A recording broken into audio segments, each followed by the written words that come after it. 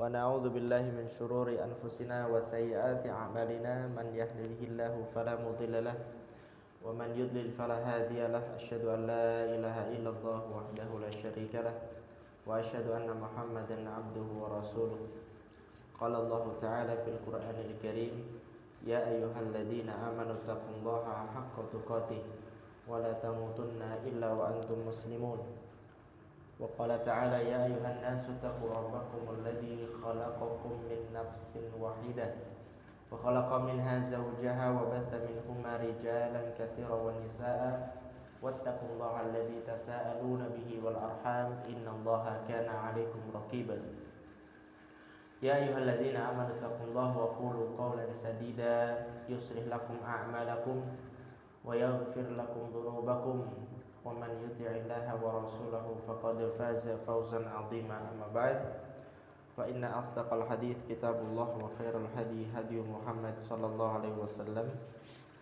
وشر الأمور محدثاتها فإن كل محدثة بدعة وكل بدعة ضلالة وكل ضلالة في النار Ma'asyiral muslimin wal muslimat a'azani Allah wa iyyakum. Alhamdulillah, kita bersyukur kepada Allah Subhanahu wa taala alladzi bi ni'matihi tatimmus shalihat, yang dengan kenikmatan Allah Subhanahu wa taala kebaikan menjadi sempurna. Tak lupa salawat teriring salam senantiasa kita haturkan kepada junjungan kita Nabi Agung Muhammad sallallahu alaihi wasallam. Bapak Ibu jamaah rahimani wa rahimakumullah, alhamdulillah kita bisa berkumpul lagi di majelis pada malam hari ini. Insyaallah kita akan melanjutkan dari pembahasan kita dari kitab Qawaid Qur'aniyah Khamsuna Qaidatan fi An-Nafsi wal Haya, yang ditulis oleh Syekh Dr. Umar Muqbil hafizahullah taala wa ra'ahu. Kita akan melanjutkan pembacaan atau penyampaian daripada kaidah-kaidah seputar Al-Qur'an yang ditulis oleh Syekh Umar Muqbil hafizahullah taala, salah satu muridnya Syekh Utsaimin rahimahullah taala, yang mana beliau membawakan ayat-ayat Al-Qur'an dan di situ mengandung banyak sekali keutamaan, sebagaimana kita semua mengetahui bahwasannya al-qawaid jam'u qaidah wa huwal asas. Kaidah niku sesuatu yang biasanya menjadi patokan dan juga pondasi. Dimaksud daripada qawaid Qur'aniyah adalah di sana ada beberapa, bahkan beliau sebutkan khamsuna qaidatan, ada 50 kaidah yang ternyata ini merupakan pondasi. Ayat menika saged dados pondasi tiang muslim tinggu benahi napa? Benahi fin nafsi wal haya, dalam membenahi jiwanya. Karena sebagaimana kita mengetahui bersama, jiwa manusia itu biasanya napa Pak? Selalu menggiring kepada keburukan apa kebaikan? Keburukan. Inna nafsa la ammaratun bisu illa man rahima rabbi. Jadi asalnya jiwa manusia, hawa nafsu punika niku ngeret ngajak-ajak kepada perkara-perkara yang buruk, su. Kecuali jiwa-jiwa yang dididik dengan Al-Quran dan Sunnah Nabi Sallallahu Alaihi Wasallam, sebagaimana Nabi Yusuf menempa jiwanya supaya tidak tergoda oleh Zulaikha. Padahal sebab-sebab untuk bisa berzina sangat terbuka lebar. Wal hayah, dan kehidupan di dunia. Kata Imam Syafi'i, mihanud dunya la tanqadi. Sungguhnya ujian-ujian dunia itu tidak ada habisnya.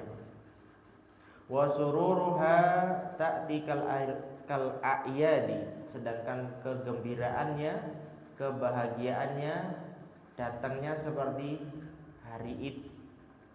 Kadang-kadang seneng tapi akeh susah. Susah di sini dalam artian ujian, Pak. Karena sebagaimana disampaikan di pekan lalu atau pekan lalu, bagi tiang muslim punika kebaikan nggih ujian, musibah nggih ujian. Iya. Sebelumnya kita membahas kaidah yang pertama, mungkin tes saya kemutan ya, Pak. Yaitu kaidah tentang untuk berucap yang baik. Wa qulu linnasi husna. Ucapkanlah ucapan yang baik kepada manusia. Sinten kemawon, baik itu orang tua, ya, kepada tiang muslim, tiang mukmin, dan itu lebih aula, lebih ditekankan. Baik itu juga kepada mungkin ahlul maksiat, tidak boleh menghardiknya, tetap dengan ucapan yang baik. Bahkan kepada orang-orang kafir. Baik, kemudian kaidah yang kedua adalah yang menurut kita baik belum tentu apa Pak? Kebaikan. Wa asa'an takrahu syai'an wa huwa khairun lakum. Kamu mengira sesuatu itu baik atau kamu kira sesuatu itu jelek, ternyata baik. Sudah dibahas kemarin insyaallah. Sekarang kita membahas dari kaidah yang ketiga, Pak.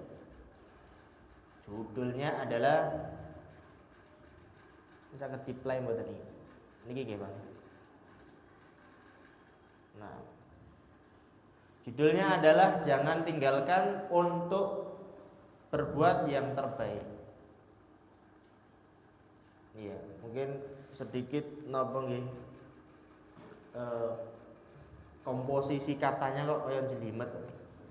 Ya, jadi maksudnya jangan tinggalkan untuk berbuat yang terbaik, itu maknanya adalah berbuatlah yang terbaik, gitu. Ya, dan itu berdasarkan penulis mengambilnya kaidah ketiga ini, Pak, dari firman Allah Subhanahu wa taala di surah Al-Baqarah. Di surah Al-Baqarah, ya, ayat yang ke-237. Fala tansawul fadla bainakum, jangan kalian melupakan kebaikan di antara kalian. Itu terjemahan secara umum, tapi nanti tafsirannya ternyata berbeda selama ini yang kita pahami. Jadi tafsirannya itu ternyata tidak ada yang menunjukkan sekalipun dengan terjemahannya. Karena makna nisyan nanti meninggalkan, makna al-fadl di sini adalah perbuatan yang paling baik, terbaik. Jadi kalau bisa diartikan yang tepat adalah walatan sawul fadla ay la tatruku, jangan kalian tinggalkan untuk berbuat yang terbaik antara kalian.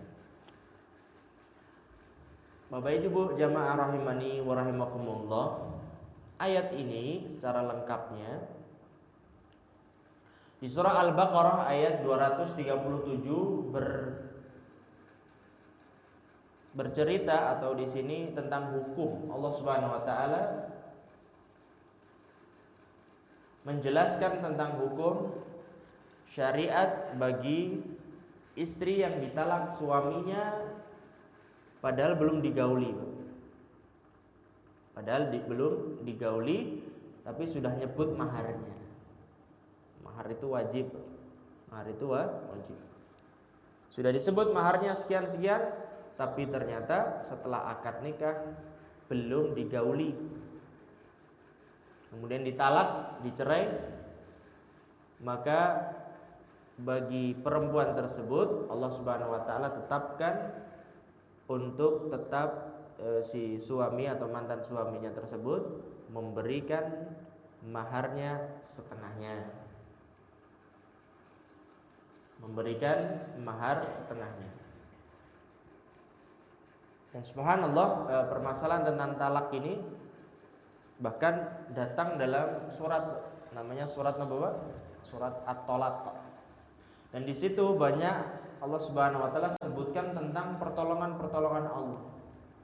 Dan yang harus menjadi pegangan orang-orang yang sedang diuji tentang perceraian adalah ketakwaannya.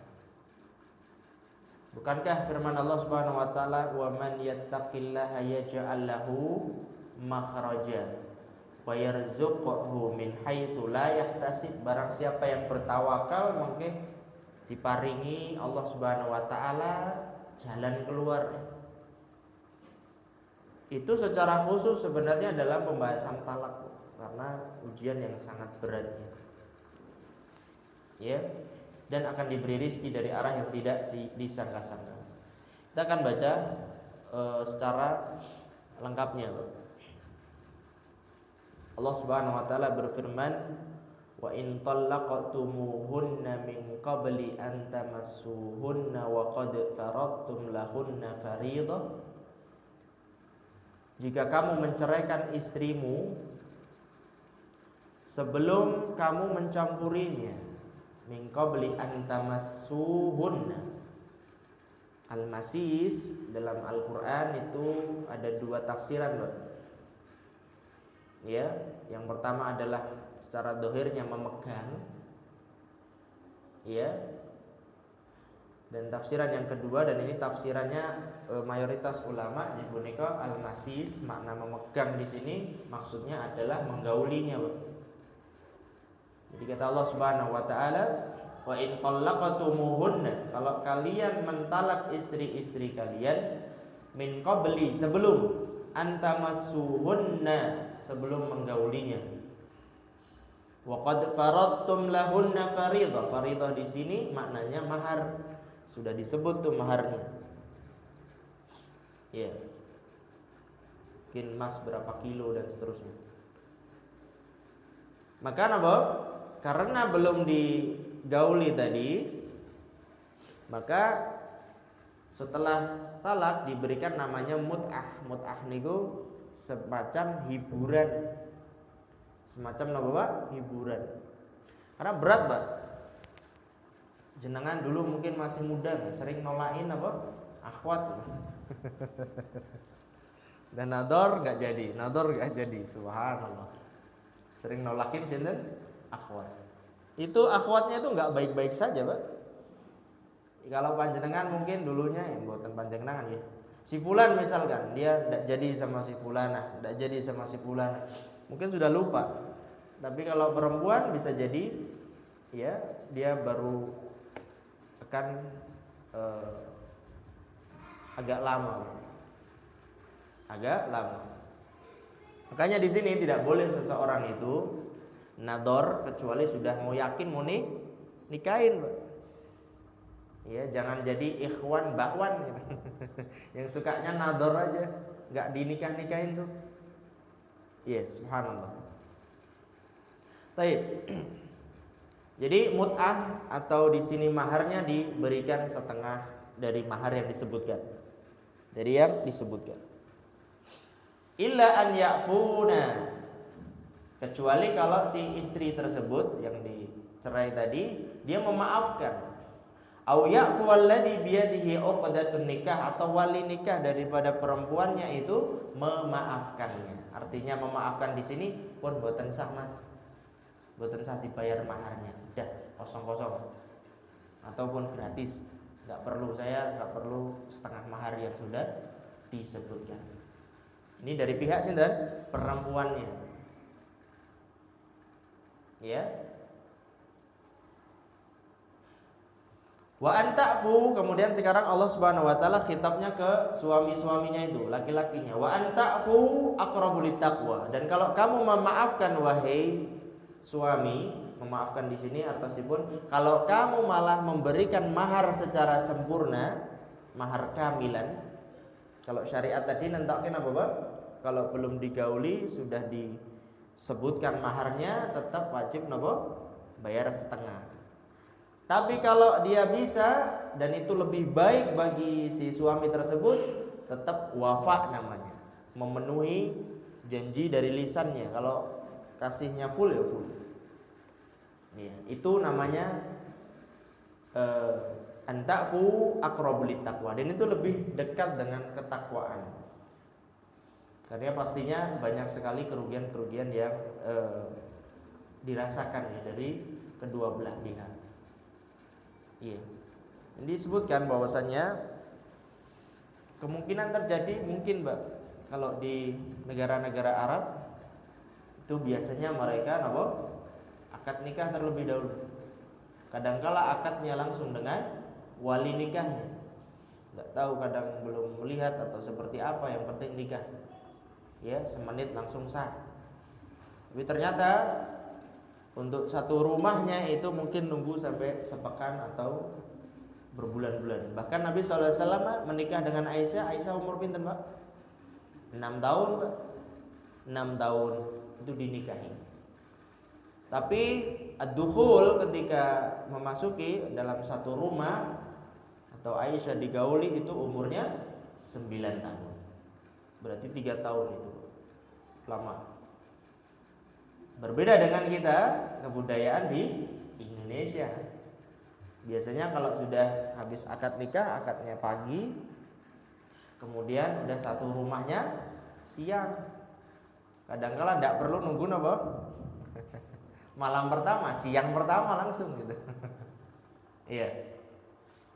Jadi artinya bahwasanya ini ada kemungkinan seperti itu. Ada kemungkinan seperti itu, akhirnya Allah Subhanahu wa taala memberikan hukumnya. Kemudian Allah Subhanahu wa taala sebutkan dari kaidah yang ketiga yang kita sebutkan tadi, wala tansawul fadla bainakum. Maka janganlah kalian tinggalkan untuk berbuat yang terbaik. Berarti kalau terbaik bagi suami apa, Pak? Memenuhi seluruh maharnya. Dan yang terbaik bagi wanita dan juga walinya adalah tidak usah dibayar. Mana yang terbaik daripada keduanya? Yang paling pertama ngomong gitu. Jadi yang laki nanti diem dulu lagi. Iya, Bapak Ibu jamaah rahimani wa rahimakumullah. Ya, di sini adalah yang terbaik suami memberikan mahar penuh. Walaupun tadi syariat menentukan kalau sudah disebutkan maharnya, ya, kemudian ditalak istrinya sebelum digauli, maka membayar wajibnya setengah. Adapun yang terbaik bagi istri, maksudnya di sini adalah mantan istrinya, adalah tidak meminta maharnya. Iya. Illa an ya'funa aw ya'fu alladhi biyadihi uqdatun nikah. Maka yang terbaik dari keduanya adalah yang memulai terlebih dahulu. Yang memulai terlebih dahulu. Dan ini sekedar faedah juga, Pak, bahwasannya untuk istri yang ditalak, diceraikan dan belum digauli itu tidak ada masa iddahnya, tidak ada masa iddahnya. Jadi boleh langsung nikah lagi, Pak. Iya. Sementara yang lainnya mungkin ditinggalkan, meninggal oleh namanya talak mati gitu. Talak mati biasanya itu di KTP kalau ditinggalkan suaminya meninggal. Itu ada masa iddahnya.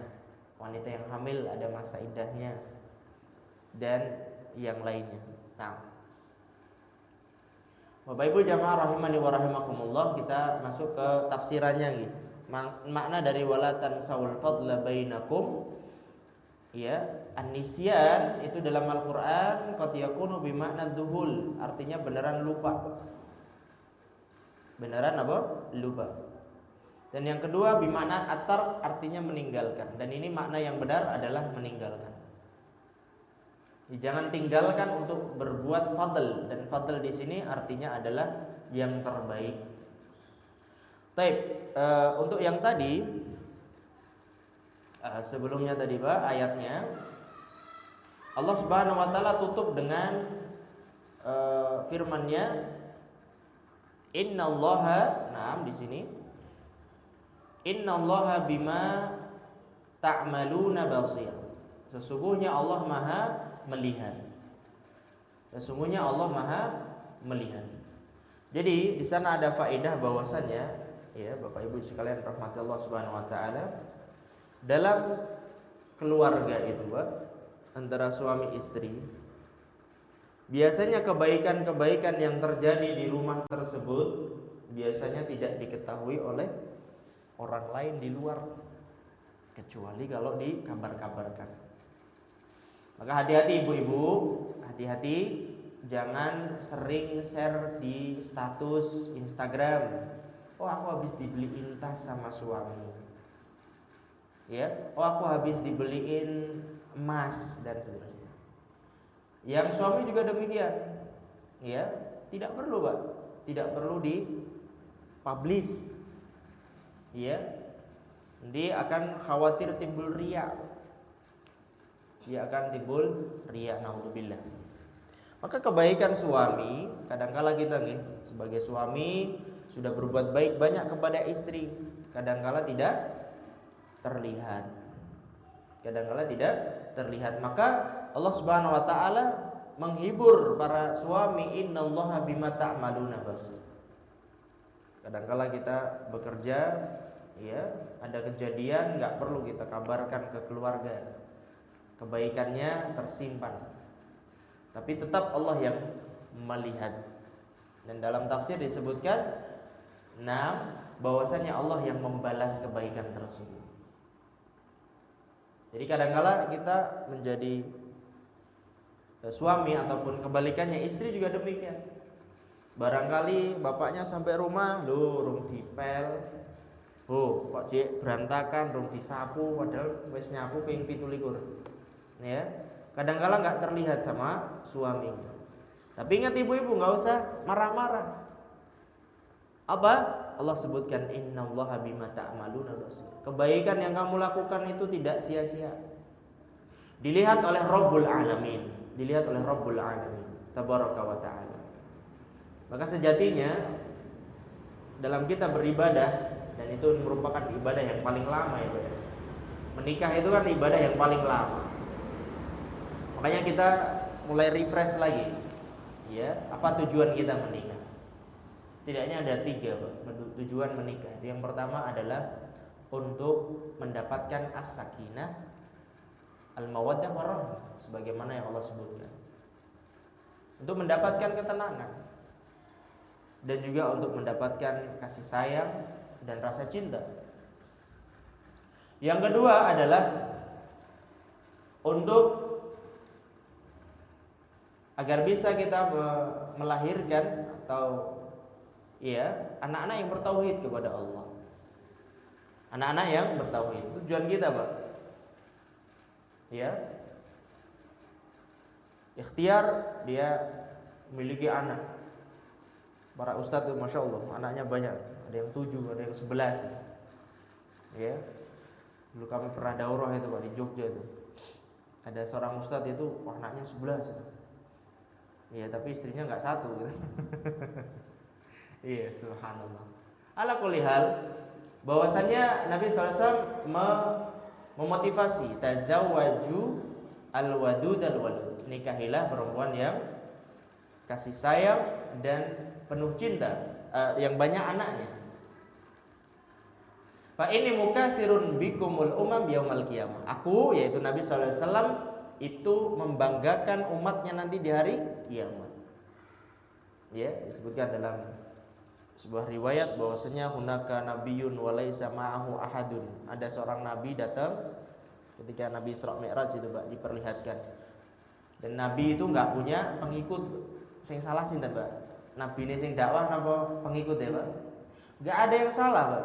Ketika nabi itu walaupun enggak ada pengikutnya, jenengan ceramah mboten enten jamaahnya. Saya pernah, Pak, subhanallah. Hujan deras sekali. Saya datang cuma sama mas kameramen. Pernah saat itu kok gak enak jamaah enak sing jedul itu. Terus saya ditanya sama mas, Ustaz gimana Ustaz? Lanjut no? Tidak apa-apa Mas, bismillah. Tak ngomong dewi. Akhirnya kameramennya dinyalakan, udah kita ceramah sendiri.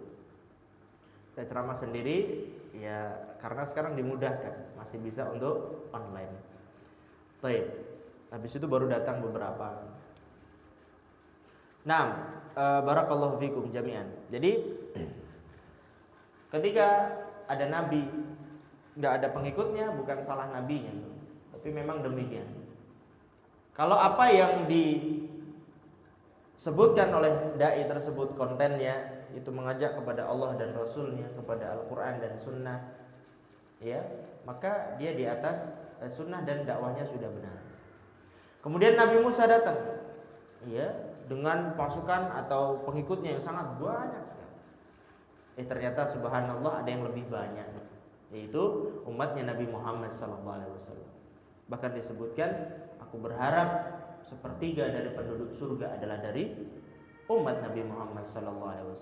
Nah, kita harus perbanyak salawat kepada Nabi SAW, dan di sana ada waktu yang sangat istijabah. Setelah selesai azan, Pak. Banyak dari jamaah di sini saya lihat, masya Allah, datang sebelum muadzinnya mengumandangkan azannya. Maka manfaatkan untuk menjawab azan. Setelah menjawab azan langsung baca doa. Ya, setelah azan langsung dia berdoa. La yakadu yuraddu abadan. Hampir-hampir tidak ditolak oleh Allah Subhanahu wa taala. Taib. Jadi makna daripada Allah Maha Tahu, jadi memberikan kita faedah untuk berbuat baik itu kita, Allah Subhanahu wa taala yang melihatnya. Innallaha bima ta'maluna basir. Biasanya kebaikan baik itu dari suami ke istri atau sebaliknya adalah kebaikan yang tidak diketahui orang lain. Yang tahu hanya istri atau suami. Maka Allah menutup ayat ini dengan mengabarkan bahwa Allah Maha melihat dan akan membalas orang-orang yang berbuat baik. Innallaha la yudhi'u ajral muhsinin. Allah tidak menyia-nyiakan perbuatan baik sekalipun. Taib, di sini penting sekali, Pak, tentang muamalah kepada orang lain. Bapak Ibu jamaah rahimani wa rahimakumullah. Yang pertama ada 3 nih. Muamalah kepada orang lain itu ada 3. Yang pertama al-muamalatu bil fadl, yaitu muamalah dengan yang paling baik. Dan ini hukumnya sunnah karena tingkatannya yang paling tinggi. Yang kedua al-muamalatu bil adl, ya, yaitu bermuamalah dengan sesuai yang wajib. Kita dikasih sesuatu, kita mengasih sesuatu yang sama, ya, dan itu hukumnya wajib. Kemudian yang ketiga, ini yang haram, tidak boleh, yaitu al-muamalah biddul. Kita bermuamalah. Muamalah niku napa to? Bahasa Jawane nggih serawung ngoten. Ya, serawung tangga teparo tawi rencang nyambut damel napa kemawon ten peken dan seterusnya, tidak boleh ada kedoliman. Selama ada kedoliman kita telah bermuamalah bidzulmi, berbuat dolim. Yang pertama, muamalah bil fadl ini ada beberapa macam. Yang pertama adalah berbuat baik kepada orang yang tidak pernah berbuat baik kepada kita. Nah, ini dicontohkan oleh Nabi Ibrahim alaihissalam, ya, yang kalau dalam Islam adalah bapak tauhid. Kalau ada pertanyaan siapa bapak tauhid, dia adalah Nabi Ibrahim alaihissalam. Dalam kisah Nabi Ibrahim yang didatangi oleh tamu, ini tamu nggak sembarang tamu, Pak. Ya, dan mungkin ini kalau terjadi di zaman ini mungkin sudah menjadi sesuatu yang viral, ya, karena tamu ini adalah tamu yang sangat spesial. Ya, bisa dibuka di surah Az-Zariyat di ayat yang ke-24 sampai 28. Allah berfirman, hal ataka haditsu dhaifi Ibrahim al-mukramin. Telah sampai kabar kepadamu wahai Muhammad tentang tamunya Nabi Ibrahim al-mukramin. Tamu-tamu tersebut tamu-tamu yang mulia. Iddakhalu alaihi faqalu salama. Ketika masuk ke rumahnya Nabi Ibrahim, kemudian mereka mengucap salam. Berarti di sini bahwasannya tamu ini mengajarkan kita adab ketika apa, Pak? Ketika bertamu. Adab ketika bertamu apa, Pak? Yang pertama adalah mengucap salam. Ya, ketok pintu, mengucap salam. Berapa kali salamnya, Pak? 3 kali. Kalau 3 kali tidak ada jawaban, balik pulang. Jangan digedor-gedor. Tambah digedor-gedor. Nah, yang paling parah Pak di zaman ini, yang mungkin tidak di sini, di Jabodetabek sana Pak, banyak di kota-kota itu Pak, tidak ada adabnya sama sekali. Di perumahan tuh kadang mlebu nggih nameng mak bledeng ngoten. Wis ra salam wala kalam langsung masuk rumah. Padahal di situ ada suaminya yang mungkin masih tidur, ada suaminya yang masih baru ke kamar mandi dan seterusnya. Ini adab dalam Islam. Dan kalau rumahnya atau pintunya tertutup, kita berdirinya jangan langsung di hadapan keluarganya atau si penghuni rumah, tapi kita di samping Pak, kanan ataupun kiri. Biar apa Pak? Biar tidak kaget. Ya, nanti ketika langsung di depan pintu dibuka, astagfirullah. Ya, kaget Pak, tidak boleh. Maka kita menyamping antara kanan atau kiri. Dan kalau tidak ada tadi langsung pulang. Nah, ini tamunya memberi salam. Qala salamu qaumun munkarun. Kemudian Nabi Ibrahim menyambutnya, salamun ahlan wa sahlan, silahkan wahai satu kaum yang saya tidak ketahui. Tidak tahu Pak, ini tamu dari mana tiba-tiba datang. Ya. Faragha ila ahlihi faja'a bi'ijlin samin. Masya Allah, ini luar biasa Nabi Ibrahim. Ini tamu nggak dikenal, tiba-tiba langsung langsung membuat makanan, langsung nyembelih sapi. Ala ijl itu anak sapi, langsung bikin masakan yang luar biasa. Ini namanya apa Pak? Ikramud dhaif, yaitu memuliakan tamu. Memuliakan tamu. Tidak hanya itu, nah ini yang punya rumah ini tidak hanya memasakkan saja, dipersilahkan. Faqarrabahu ilaihim qala ala ta'kulun. Ketika sudah dihidangkan, kok kalian tidak makan?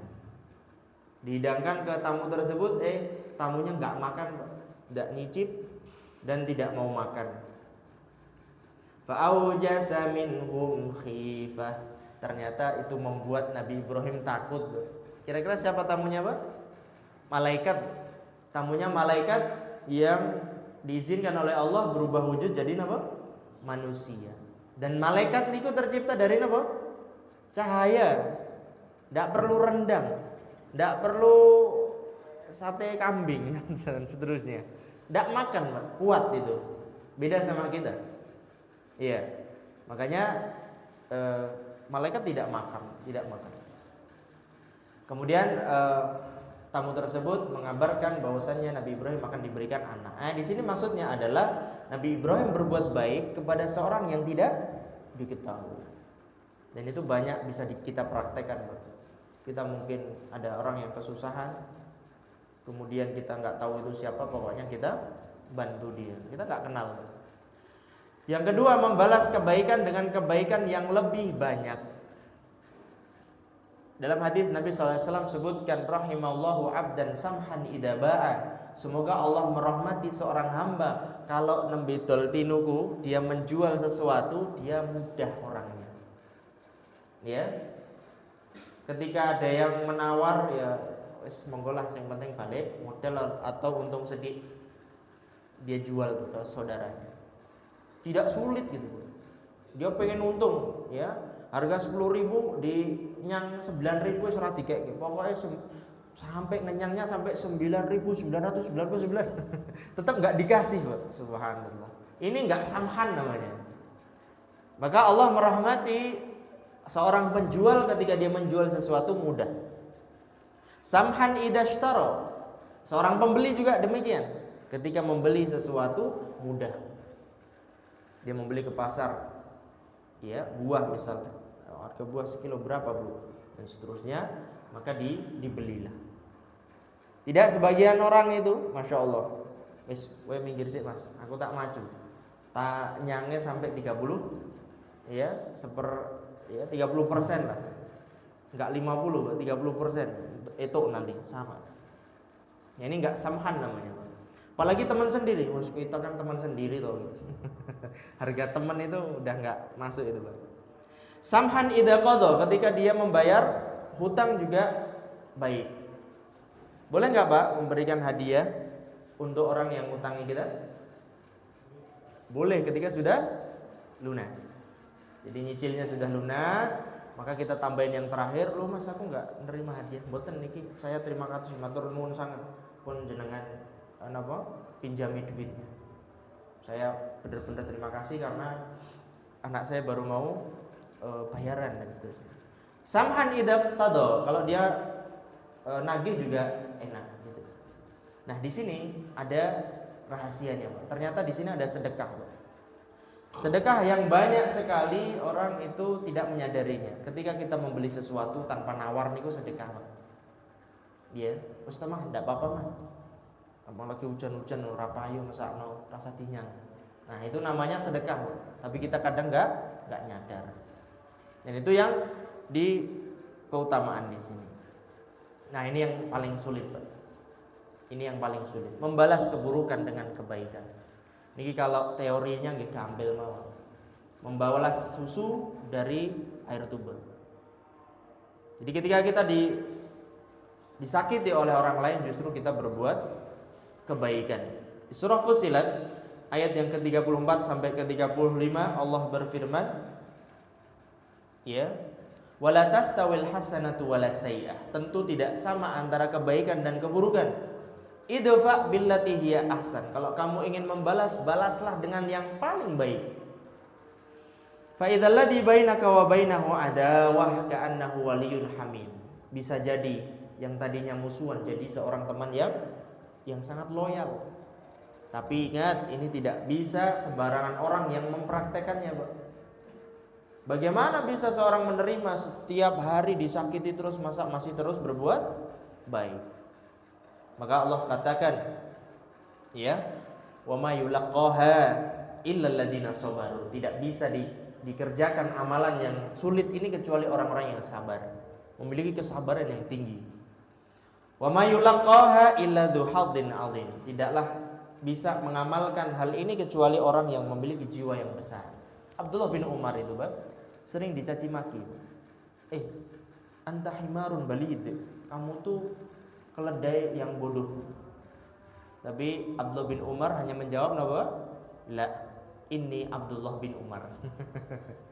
Tidak, saya adalah Abdullah, anaknya Umar. Kadang-kala kalau kita disakiti itu tidak perlu dibalas, Pak. Cukup didiamkan. Iya, cukup didiamkan. Tapi yang kedua adalah hukumnya wajib, dan ini boleh. Di surah Asy-Syura Allah Subhanahu wa taala berfirman, fajazaa'u sayyi'atin sayyi'atun mithluha. Balasan keburukan yang sama. Jenengan dikampleng tanggane dus. Balas asal mboten? Asal. Dalam hal syariat itu boleh. Cuma yang jadi pertanyaan besar, apakah kita bisa meyakini bahwasanya pukulannya itu kerasnya sama? Ya, jenengan namanya dikampleng kekuatan 50%, dibalasnya 100%. Ini jadi zalim nanti, Pak. Maka hati-hati di sini. Tapi hukum asalnya boleh. Ada orang pelit sama kita pelit sama dia, boleh nggak, Pak? Boleh. Ya, tapi tentunya yang lebih baik adalah dermawan. Iya. Makanya Allah katakan faman afa wa aslaha fa ajruhu 'ala Allah. Tapi kalau dia maafkan dan dia berbuat baik, pahalanya di sisi Allah. Kemudian yang dzulm ini, kedzaliman haram. Adzulmu dzulumatun yaumal qiyamah. Kedzaliman adalah kegelapan di hari kiamat. Ini penafsiran yang salah adalah ketika wala tansaul fadla bainakum, nisyan dimaknai dengan lupa, dan fadl bermakna kebaikan, yang artinya ayat tadi jadi bermakna bahwasanya janganlah kalian berdua melupakan dari kebaikan-kebaikan yang pernah terjadi. Padahal ayat tadi napa, Pak? Lang petok dereng kok, ya. Atau berhubungan suami istri saja belum kok bisa mengingat-ingat kebaikan. Asalnya kebaikannya itu belum dirasakan. Maka walaupun itu tafsirannya tidak benar, tapi secara makna dan konsekuensi itu benar. Ini harus dipahami perbedaannya. Tapi mungkin sampai di sini dulu ya pertemuannya. Ini ada beberapa pertanyaan. Mungkin Bapak Ibu sekalian bisa menjawabnya. Apa tadi? Muamalah, berapa muamalah kita kepada orang lain? Ada berapa Pak? Ada 3. Yang pertama muamalah bil fadl. Iya, itu yang paling utama. Yang kedua muamalah bil adl, dengan adil. Kamu dapat, aku juga dapat. Yang ketiga yang nggak boleh nih, haram, adalah muamalah bidzulmi. Kemudian tadi pertanyaan, di antara sedekah yang banyak orang tidak tahu, sedekah apa Pak? Sedekah tidak mengambil apa? Cucul atau kembalian dari ketika kita membeli sesuatu. Iya, seperti itu. Dan juga makna-makna yang lainnya. Yang paling penting tadi yaitu istri yang ditalak suaminya sebelum digauli dan sudah disebutkan maharnya, dalam syariat ditentukan wajib membayar maharnya berapa Pak? Setengahnya. Itu saja yang bisa disampaikan, mudah-mudahan bermanfaat. Ada pertanyaan sebelumnya Pak? Silakan Pak. Jelas nih, jelas nomor 11. Baik, kita tutup dengan doa kafaratul majlis. Subhanakallahumma wa bihamdika asyhadu an la ilaha illa anta astaghfiruka wa atubu ilaik. Jazakumullahu khairan ala husni ihtimamikum. Assalamualaikum warahmatullahi wabarakatuh.